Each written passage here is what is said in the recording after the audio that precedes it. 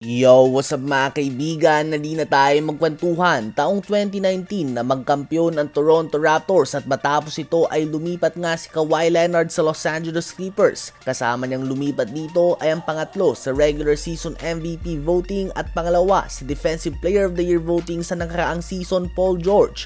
Ang paglipat ni Kawhi ay isang galaw mula sa free agency, habang kay Paul George naman ay isang trade. At naging kapalit nga ni Paul George na nasa kanyang prime pa noong mga oras na yon ay ang veteran Danilo Gallinari, ang incoming second year player Shai Gilgeous-Alexander na nag-average lamang ng 10 points per game as a rookie. At kasama din nito ang 5 first round pick at 2 first round pick swaps.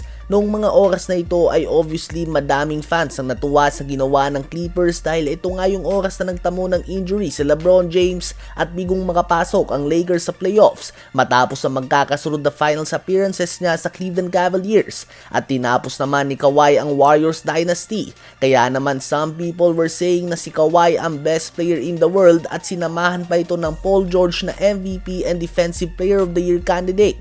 Kinumpara nga ang duo nila sa Michael Jordan and Scottie Pippen dahil two-way duo nga daw ito, at andun din ang hype sa Battle of LA nang makuha ng Lakers si Anthony Davis. Sadly ay hindi nga ito nagkita kahit sa West Finals man lang. Habang lahat ang focus ay sa Clippers, ang OKC ay tahimik at dahan-dahan na nag-i-improve. Si Shai Gilgeous-Alexander ay unti-unti nag-develop into a star hanggang sa naging MVP na nga siya ngayong season. Samahan pa ito ng excellent drafting, isang panalo na lamang kailangan nila ngayon para magkampiyon. Isa sa mga draft picks mula sa Paul George trade ay si Jalen Williams na pinili ng OKC bilang ang kanilang number 12 pick sa same draft kung saan pinili nila si Chet Holmgren bilang ang kanilang number 2 pick. Well, sa playoff run na ito ay pinapakita ng 24-year-old Jalen Williams na kaya na niyang maging ang second best player sa isang championship team. Sa Game 1 at Game 2 ng finals ay disente ang kanyang pinakita, 17 points and 19 points.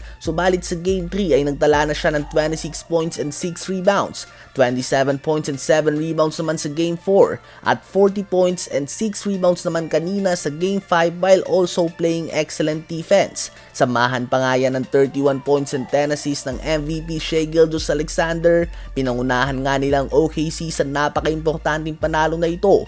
Ang mga kilala na superstar na tulad ni Kawhi Leonard, Dirk Nowitzki, Hakeem Olajuwon, Larry Bird at Karl Malone ay hindi nga nakagawa ng 40 points sa NBA Finals, habang ang 24-year-old Jalen Williams ay nagawa na ito. Si J-Dub ay under rookie contract pa, kaya naman may sahod lamang ito na 4 million ngayong season at 6 billion sa susunod.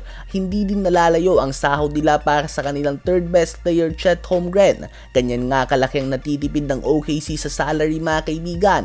So ayun nga po mga kaibigan, ang mga bunga ng Paul George trade, J-Dub at Shai Gilgeous-Alexander ay ginagawa ang inaasahan na gagawin sana ng duo ni Kawhi Leonard at Paul George sa Clippers noon. Ano ba ang masasabi nyo tungkol dito?